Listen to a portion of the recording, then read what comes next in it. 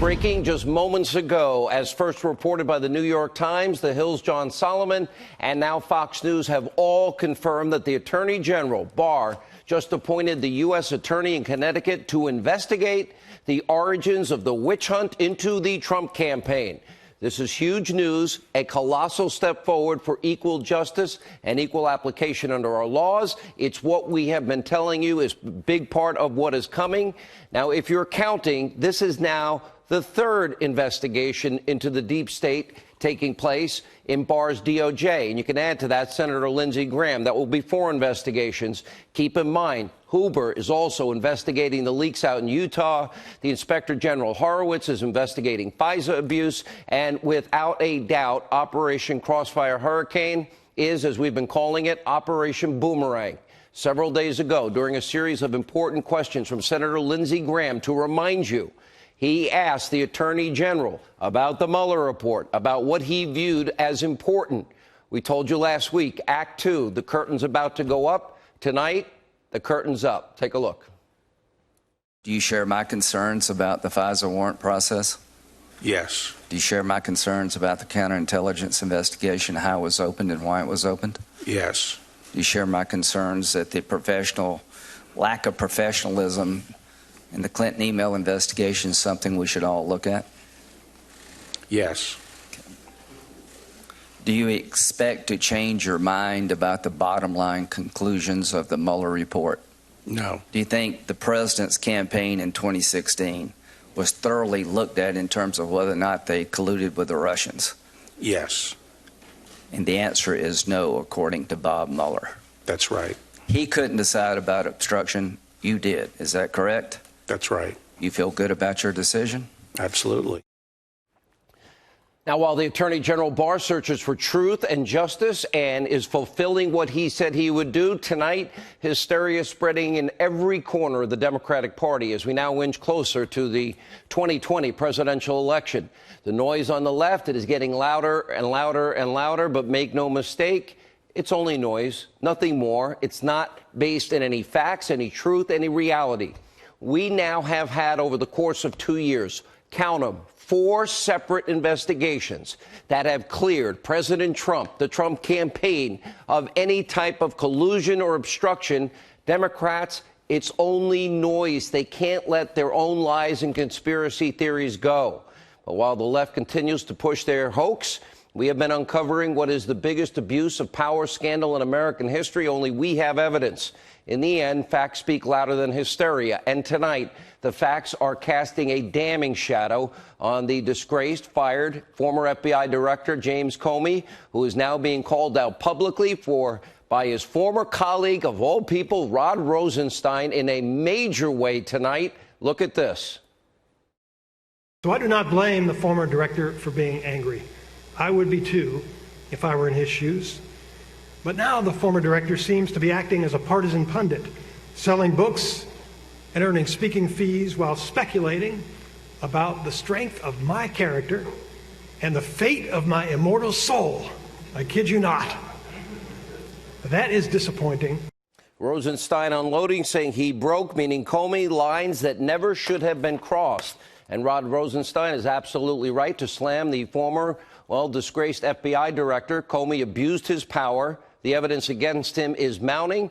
And here is what we now know. October 21st, 2016, then FBI Director James Comey, he signed off on the first of what became 4 FISA warrant applications, requests against Trump campaign associate Carter Page, denying him his constitutional rights, and more importantly, offering a backdoor into all things the Trump campaign. Hillary Clinton's bought and paid for dossier, according to the Nunes memo and the Grassley-Graham memos. The bulk of information was the predicate for those FISA applications. They were unverified. They were paid for by Hillary. They were put together by somebody that hates Donald Trump and somebody who, in an interrogatory in Great Britain, actually said he has no idea if any of it's true. 50-50. It's just raw intelligence. That was the basis for a warrant, not 1, but 4. And Comey signed the first one. It says on top of the warrant, verified. The FISA court was not informed that Clinton paid for this. Well, even what the New York Times is suggesting, Russian disinformation. Instead, James Comey swore that the information that he provided to the FISA court in that application was true and it was correct. The application itself marked verified at the very top, but the dossier was never verified, frankly unverifiable, because Steele himself doesn't stand by it. Now, during an interrogatory we told you about in Great Britain, that's when we learned that truth. And he goes, I don't know if any of it's true, but he was under the threat of perjury at that moment. So we would expect that he didn't want to tell the truth on that. Christopher Steele hated then candidate Trump. He was willing to do anything to take him down. DOJ official Bruce Orr was one of many that we now know that warned the FBI, warned the Department of Justice about Steele's hyper-partisan conduct and Steele's ties to the Clinton campaign well before the October FISA request. The Orr warning came in August of 2016 before the October 2016 FISA application. Last week, we learned also a high-ranking State Department official named Kathleen Kavlek.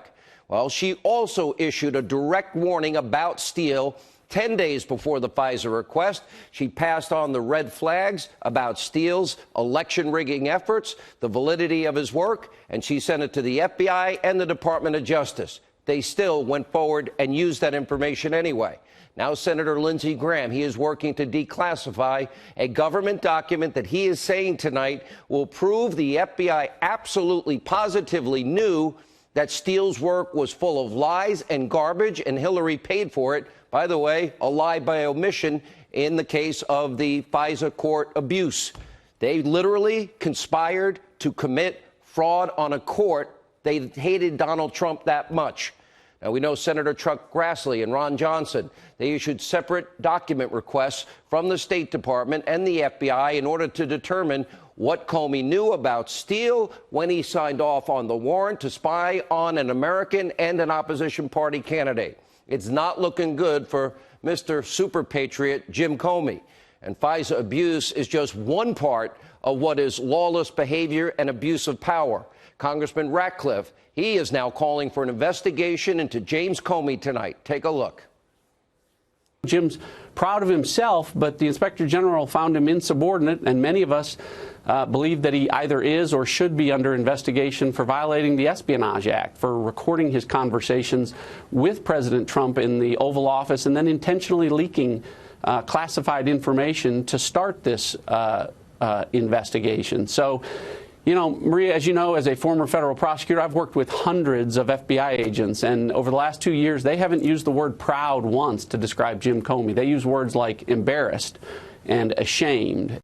Let's not forget, we're not talking about the single premier law enforcement agency in the world, single best intelligence agencies in the world. Not the 99.9%, but the upper echelon. They're the ones that abuse their power. The Jim Comeys of the world, self-righteous, super patriot. He can do no wrong. Well, he's in serious trouble tonight. We've warned him many times. He has the right to remain silent. He's not listening to me. Doesn't matter how many dramatic op-eds he writes for the New York Times or how many long infomercials he does with Anderson Cooper over at Fake News CNN. He'll never escape simple truth and facts. He was a terrible FBI director. He abused his power. It's a good thing the president fired him. We now know was involved in rigging the investigation into Hillary Clinton. He engaged in a witch hunt against President Trump. He anointed a partisan, corrupt group of bureaucrats to his inner circle, almost all of which got fired, resigned in disgrace, or demoted. He willfully misled and committed a fraud, it seems, tonight on a FISA court to spy on the Trump campaign. We know he leaked sensitive government documents. It's against the law because he was mad that he got fired, and he leaked it to the New York Times for the purpose of getting a special counsel appointed. And now he is in serious legal jeopardy. James Comey, tick-tock. Now, with the help of Sarah Carter, John Solomon, so many others on this program, well, we have always worked to hold unelected, powerful government officials accountable. The left is more interested in scoring cheap political points, dividing the country, and pushing conspiracy theories with no evidence. In the Democratic-controlled House of Representatives, there you got people like the cowardly Schiff and Nadler and company trying to weaponize their committees. Why? To harass and order and prolong a series of endless witch hunts into the Trump administration. Now, Senator Graham has documented their unprecedented behavior. Take a look. They just want an outcome. It doesn't matter how you get Trump. It doesn't matter if you trick the FISA court. It doesn't matter if you infiltrate the campaign. The goal is to stop Trump, and the rules don't matter. This is a very dangerous time in American history where the media and the Democratic Party wants an outcome against Trump, no matter what the rules are. Doesn't matter. They wanted to destroy this president. They didn't want him elected. They had a favored candidate. They rigged her investigation. The evidence is overwhelming. It is incontrovertible. She had top secret classified information on a private server in a mom and pop bathroom closet. And yes, that's illegal. And yes, she tried to cover up the evidence by destroying it. That's why she, in fact, deleted subpoenaed emails, acid washed her hard drive with bleach bit, busted up her devices with hammers, and removed SIM cards. Why? That was the intent, to destroy evidence. The underlying crime, Espionage Act. The Attorney General tonight provided top Democrats access to all but 2 full and 7 partial lines of the Mueller report. They're too lazy to go look at it.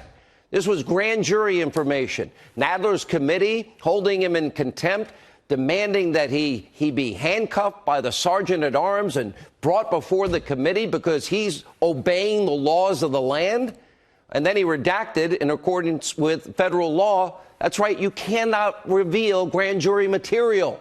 That is the law of the land. At least one person understands it. That would be the Attorney General. And because Barr refused to break the law and reveal grand jury information, Congressman Nadler is holding him in contempt. They're talking about putting him in handcuffs, calling the Attorney General's actions a, quote, direct assault on the constitutional order.